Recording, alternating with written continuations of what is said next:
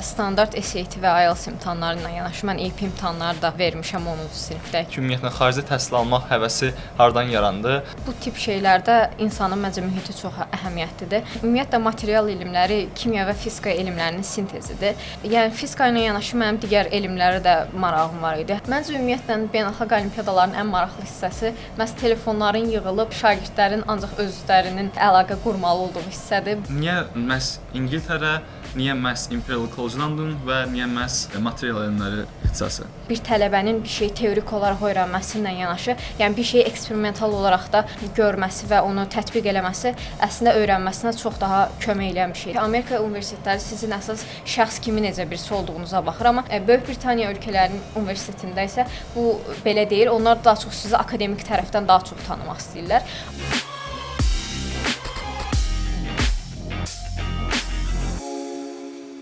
Salam dəyərli izləyicilər. Bugün Xalqın Tələbəsi rubrikamızın növbəti buraxılışında yerli və beynəlxalq fizika olimpiadalarından medal qazanan və hal-hazırda top 2-də yer alan Imperial College Londonda təhsil alan Selcan Süleymanlı bizimlədir.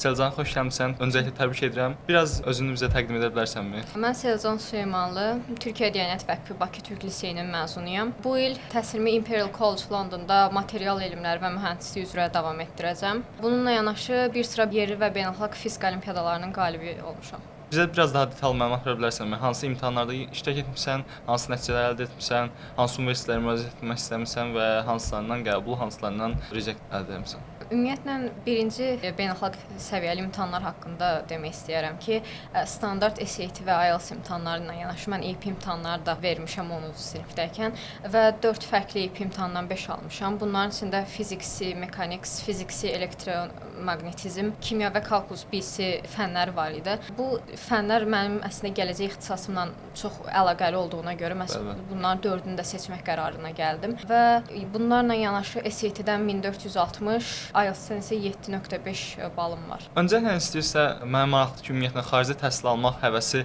hardan yarandı və necə qərar verdin ki, mən xaricdə təhsilə müraciət etməliyəm?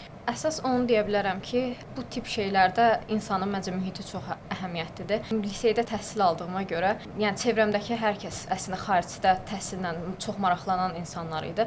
Amma məsələn bizim liseydə bununla yanaşı beynəlxalq olimpiadalarda iştirak edənlər də çox idi deyə mən məhz olimpiada yolundan xaricdə təhsilə davam etməyə üstünlük verdim. Bəs səncə niyə ümumiyyətlə məhz İngiltərə, niyə məhz Imperial College London və niyə məhz material elmləri ixtisası? Birinci olaraq bu son sualdan başlamaq istəyirəm. Ümumiyyətlə material elmləri kimya və fizika elmlərinin sintezidir. Yəni fizika ilə yanaşı mənim digər elmlərə də marağım var idi. Həm kimya, həm də astronomiya. Yəni hətta bu yönlərdə olan olimpiadalarda da, bir sıra olimpiadalarda da iştirak eləmişəm.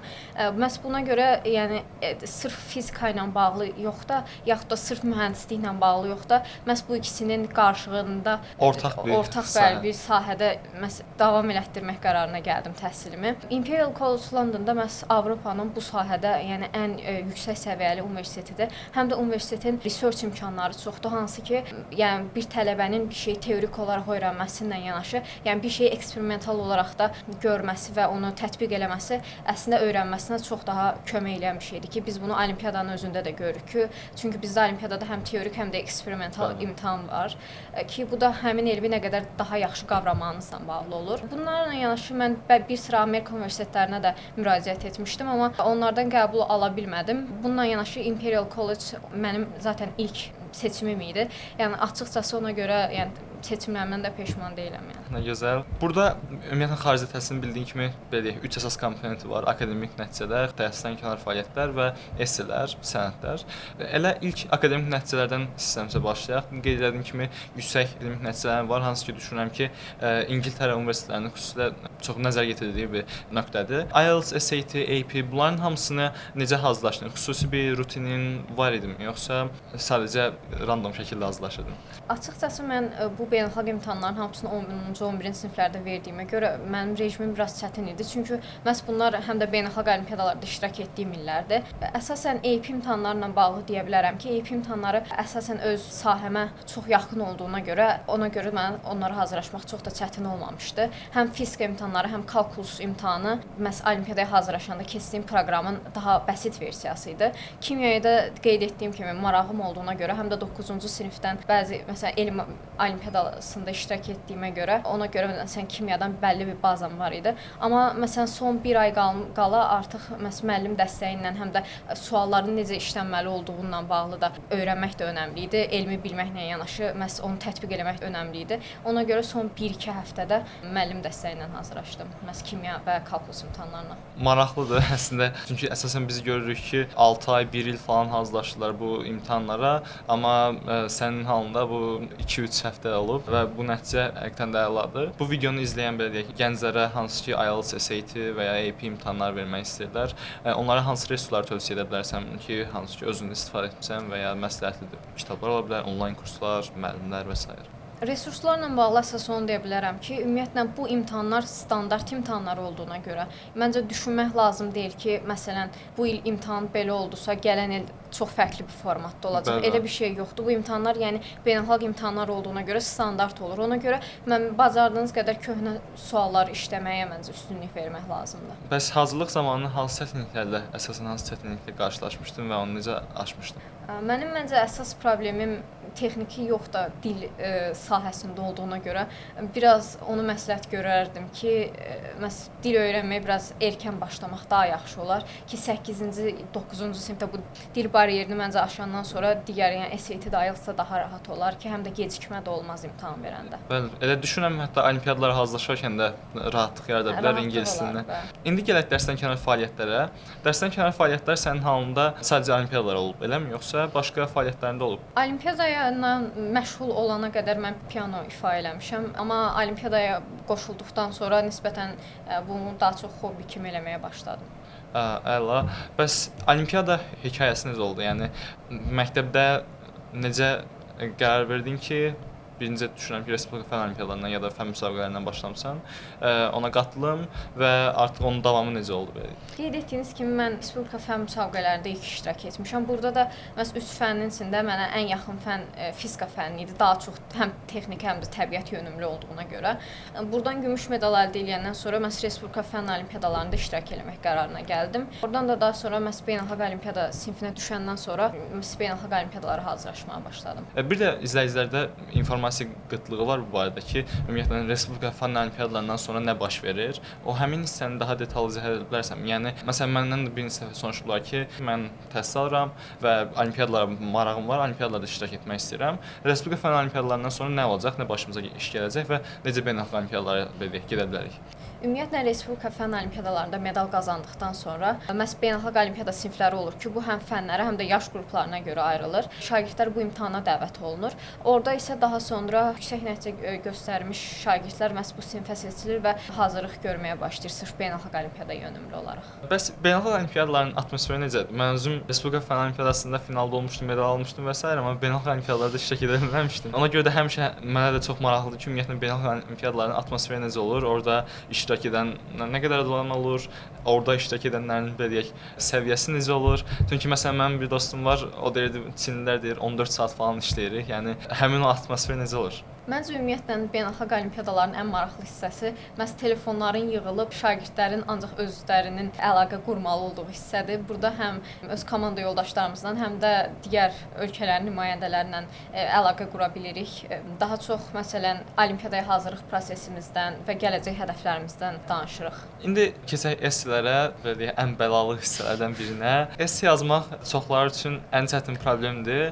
Bəs sən esse yazmağa necə başlamısan? Esse yazan prosesdə hansı yaxşı olmayan təcrübələrin olub? Ümumiyyətlə onu demək istərdim ki, mən esseləri başqa bir olimpiyadaçı şagirdlə bir yerdə yazırdım və bu da əslində məhz o dediyiniz bir çox gözlənilən çətinliyin qarşısını alırdı ki, başqa birisindən fikir ala bilirdi hansı hissədə çətinlik yaşayanda və esseləri yazanda əsas problemlərdən biri məncə esseyə mövzu tapmaqdır və esseyə necə giriş etməklə bağlı da bir problem var. Məsələn, Amerika universitetlərindən İngiltərə universitetlərinin əslində esselərində yəni ciddi fərq var ki, Amerika universitetləri sizin əsas şəxs kimi necə birisi olduğunuza baxır, amma Böyük Britaniya ölkələrinin universitetində isə bu belə deyil. Onlar daha çox sizi akademik tərəfdən daha çox tanımaq istəyirlər. Amma məsələn, mən fikirləşdim ki, yəni mən daha doğrusu birinci Amerika esselerini yazdığım üçün fikirləşdim ki, məhz İngiltərə essesində də bu ikisini sintez eləyə bilərəm. Həm mən girişi məhz başıma gələn bir hadisə ilə bağlı başladım. Daha sonra ixtisasımla onu əlaqələndirdim. Mən də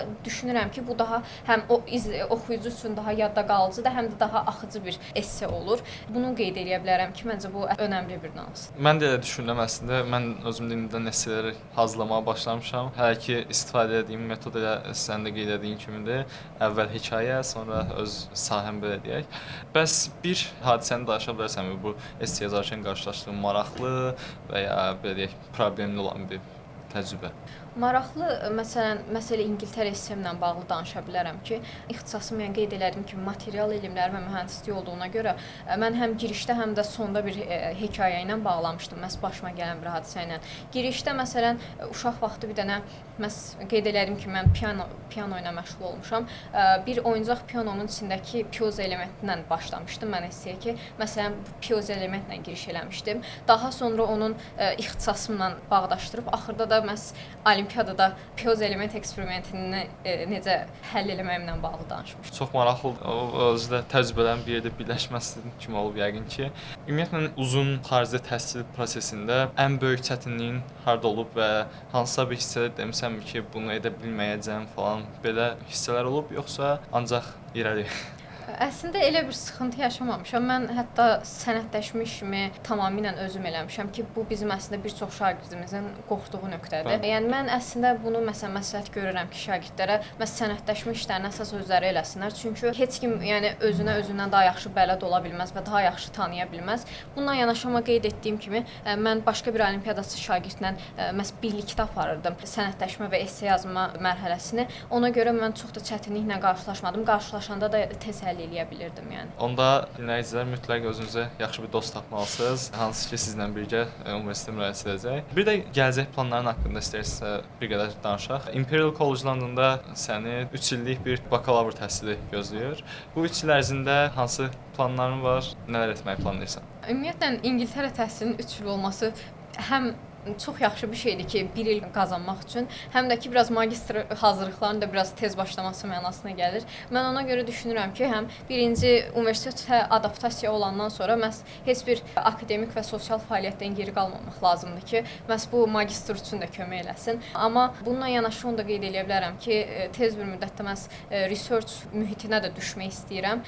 Çünki hələ tam qərar verməmişəm materialların hansı sahəsində irəliləyəcəm. Ona görə bacardığım qədərilə akademik mühitdə daha çox fəaliyyət göstərim ki, həm buna daha tez qərar verib ona uyğun daha planlı çalışım, həm master, həm də PhD səviyyəsində qərar verim ki, hansı sahədə ixtisasımı inkişaf elətdirmək. Bəs universitet təhsil tədris etmək istəyirsən, yoxsa hansısa bir şirkətdə, hansısa bir məsələn research institutunun daxilində çalışmaq istəyirsən? Əslində ixtisasım elə bir ixtisasdır ki, ikisinə də çox yaxşı imkan verir. Ona görə əslində bir müddət sırf akademik fəaliyyət göstərmək haqqında düşünsəm də, hal-hazırda mühəndisliyə daha çox belə marağım var deyə hələ tam qərar verməmişəm. Onu daha çox bakalavrda yox da magistrda qərar verməyi düşünürəm. Mühəndislikdə yaxşı pul var. Son olaraq gənclərə hansı tövsiyəni və ya tövsiyələr vermək istəyirsən? Məncə buradakı əsas nüans odur ki, planı bacardığınız qədər tez qurmalısınız. Çünki bir çox məsələn şagirdin yaşadığı planı olur ki, hər şey 10-cu, 11-ci sinifə qalır ki, məndə də əslində bir sıra həmin sıxıntılarla qarşılaşdım. Ona görə məsələn xaricdə təhsil əgər hədəfləyirsinizsə, yəni buna 10-cu, 11-ci sinifdə yox da 8-9-cu sinifdən ən azından qərar verməlisiniz ki, 9-cu sinifdə bir çox işinizi həll eləyəsiniz. Xüsusilə də olimpiadalar ilə məşğul olacaqsınızsa, 10-11-ci sinifinizdə gərək çox bir şey qalmasın ki, daha çox olimpiadalara fokus olub daha yüksək nəticələr göstərə biləsiniz. Çox sağ ol. Və son sualım, İPO-da medal alan ilk qızın belə deyək, təcrübə necədir? Bu necə bir hissdir? Onu soruşmaq istəyirəm səndən. Və səncə Azərbaycanda qızların, xüsusilə də qızların bu sahəyə marağı, beynəlxalq olimpiadalara marağını necə artıra bilərik? Məncə İFO-dan medal qazanan ilk qız olmağın motivasiyası çox önəmlidir. Çünki mən məsələn Asiya Fizika Olimpiyadasında iştirak edəndə eksperiment imtahanda çox çətinlik yaşamışdım. Məhz burada biraz sorğulamışdım ki, düzgün eləmişəmmi? Yəni hazırlıq prosesimdə nə kimi bir problem olmuşdu da mən yəni bu imtahanda çox zəif nəticə göstərdim, amma həm imtahanda iki nüans var idi ki, həm olduğundan çox çətin idi, həm də ki, alət çox təzə bir alət idi deyə az qala şagirdlərin heç biri o alətlə tanış deyil idi. Sadəcə imtahan mühitində yəni insan bunu bilmir və elə bilir ki, ancaq özü zəif yazır. Amma məsələn İFO-da bunu deməzdim, çünki İFO-da məhz onun motivasiyası var idi məndə. Ona görə də məsələn imtahanlarda daha sakit və daha planlı şəkildə işləyə bilmişdim deyə eksperiment nəticəm hətta qeyd edeyim ki, məncə gözlədiyimdən də daha yaxşı idi. Həmin çünki Asiya Olimpiadasından zəif nəticəmdən sonra eksperiment sahəsində daha çox işləməli olduğumu fərq elədim və məhz İFO-da amma çox daha yaxşı nəticə göstərdim eksperimentdə. Əlavə də qeyd edə bilərəm ki, məncə yəni bir sahəyə gələndə, xüsusilə də olimpiada, elm kimi bir sahəyə gələndə məhz qız olmağın bir fərqlilik kimi olduğunu düşünmək lazım deyil. Çünki rəqabət ortamı hamı üçün eyni olur burada. Motivasiya düşkünlüyü ola bilər. Çünki bu biraz bizim Azərbaycanda mental olaraq yəni olan bir şeydir ki, qızlar daha çox humanitar sahələrə yönəlir, oğlanlar texnikiyə. Yəni əslində statistikalar da bunu göstərir ki, texniki fənlərdə yəni oğlanları daha çox yəni dominantdılar.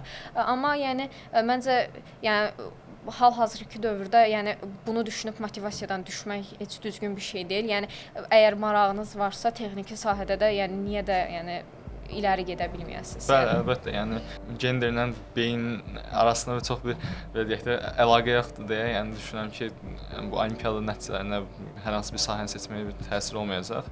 Təşəkkür edirəm. Gələcək həyatında bol-bol uğurlar arzulayıram. Bir daha təşəkkür edirəm ki, dəvətimizi qəbul edib informativ məlumatları və öz təcrübəni paylaşdığın gənclərlə. Əminəm ki, çox faydalı bir video olacaq. Əgər video maraqlı olsa, kanala abunə olub dostlarınızla paylaşa bilərsiniz videonu. Görüşənədək.